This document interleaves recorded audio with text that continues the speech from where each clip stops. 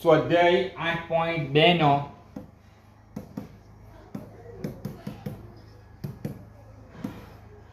બીજો દાખલો, પ્રશ્ન નંબર 2 નો બીજો દાખલો, 5/63 ઓછા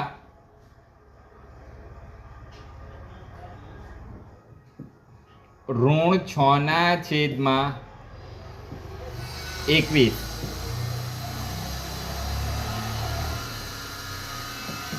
તો આટલે બંનેનો છેદ સરખો નથી. આથી આપણે 63 અને 21 નો લસા લઈશું.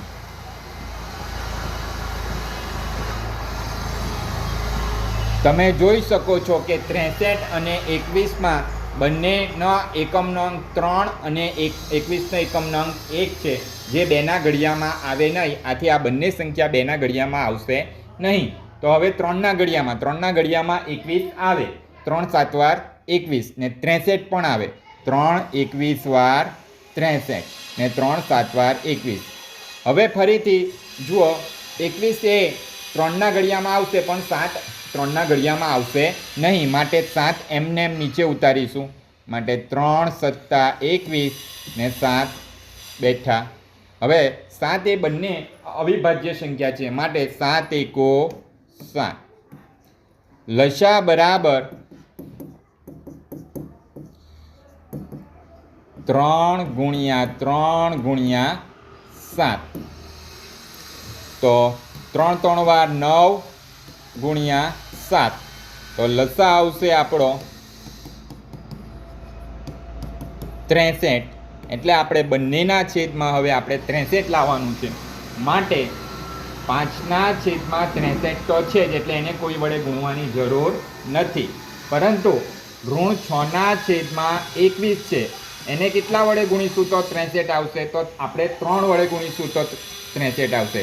તો 21 ને 3 વડે ગુણીએ તો છેદમાં 3 વડે ગુણીએ તો ઉપર પણ 3 વડે ગુણવું પડે. માટે ઋણ 6 ને 3 વડે ગુણીશું. હવે 5/63 ઓછા 6 3 વાર 18 ઋણ 18/21 તરી 63. હવે 5/63 ઓછા ઋણ 18/63 છે, એટલે બંનેના છેદમાં 63 આવી ગયો છે. બંનેનો છેદ સરખો છે, એટલે આખાના છેદમાં 63. માટે 5 ઓછા 18 ઓછા ઓછા વત્તા. માટે 5 + 18/63. માટે 18 + 5 બરાબર 23/63. એટલે 18 મોટા છે, 18ના ગાડી વત્તાનું ચિહ્ન છે, એટલે વત્તા જ આવશે. આપણો જવાબ આવશે 23/63.